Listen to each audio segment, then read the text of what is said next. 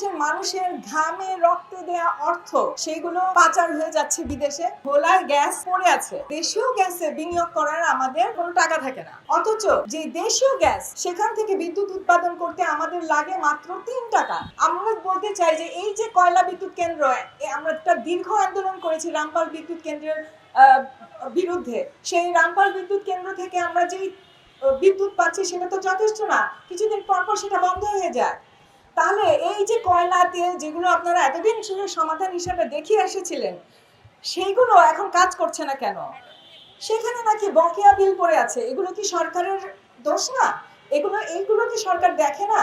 বা জুলাইয়ের 21 তারিখ থেকে এই যে এলএনজি তে টার্মিনালে আগুন ধরে গেল, একটা টার্মিনাল যদি আগুন ধরে সেটা ঠিক করতে কেন 3 সপ্তাহ লাগবে? কেন আমাকে 2 দিন আগেও শুনতে হবে যে তুরস্ক থেকে সরঞ্জাম আনানো হচ্ছে? এবং আমরা যতভাবে পারছি চেষ্টা করছি, জীবন মন দিয়ে সবকিছু দিয়ে আমরা চেষ্টা করছি, এটা তারা বলে যাচ্ছে।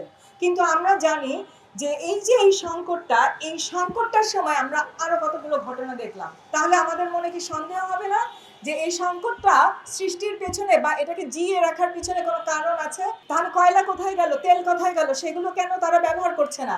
এত তো এক্সেস ক্যাপাসিটি পড়ে আছে, সরকারের টাকাও আছে।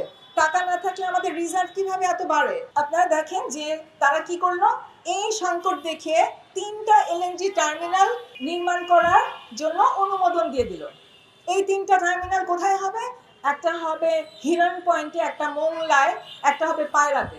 ভেবে দেখেন যে এই টার্মিনালগুলো এখানে তৈরি করা হবে, এই টার্মিনালগুলো কিন্তু প্রত্যেকটার কোনোটারই কিন্তু গ্যাসের পাইপলাইন নাই। গ্যাসের পাইপলাইন নতুন করে নির্মাণ করতে হবে। অর্থাৎ শুধু টার্মিনাল নির্মাণ করলেই হবে না, এখানে পাইপলাইন নির্মাণ করে আমাদেরকে সরবরাহ করার জন্য ব্যবস্থা করা লাগবে। কিন্তু যখন দেখেন আমার দেশে ভোলার গ্যাস পড়ে আছে, ফ্রি গ্যাস, আমার নিজের দেশের গ্যাস, এইটা যখন আমরা তোলার কথা বলছি, তখন বলছে যে এই গ্যাস তুলে আনতে খরচ বেশি লাগবে। আপনারা দেখেন এখানে আমাদের দেশীয় গ্যাসের পিছনে যতটুকু বিনিয়োগ হয়েছে তার থেকে 45 গুণ বেশি খরচ হয়েছে আমাদের এলএনজি আমদানি করতে।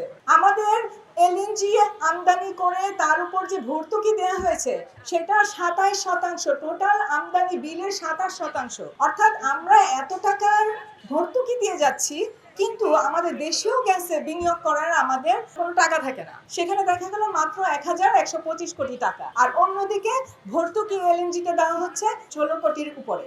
এখন আপনারা দেখেন যে এই এলএনজি কি আমাদেরকে আসলে সেভ করবে? এই এলএনজি থেকে আমরা যে বিদ্যুৎ উৎপাদন করি তার খরচ পড়ে আমাদের প্রতি ইউনিটে 47 টাকা, অথচ আমাদের যে দেশীয় গ্যাস সেখান থেকে বিদ্যুৎ উৎপাদন করতে আমাদের লাগে মাত্র 3 টাকা। কোথায় 3 টাকা আর কোথায় 47 টাকা? তাহলে আমি কি বলতে পারি না যে আমার দেশের মানুষের অর্থ, আমার দেশের মানুষের ঘামে রক্তে দেয়া অর্থ সেগুলো পাচার হয়ে যাচ্ছে বিদেশে? পাচার মানে আমদানির কারণে আমাদের যে বৈদেশিক মুদ্রা বিদেশে চলে যাচ্ছে, অথচ আমরা এই দেশীয় বিনিয়োগ এতদিন ধরে কিন্তু বলে আসছে সরকার, সেটা এখন পর্যন্ত করতে পারি না। সরকার যদি বলেও থাকে যে তারা বিনিয়োগ করবে, আমরা তো 6 মাসে সেরকম কোনো নতুন দেখি নাই কিছু চোখের সামনে যে এইরকম একটা কিছু ঘটেছে।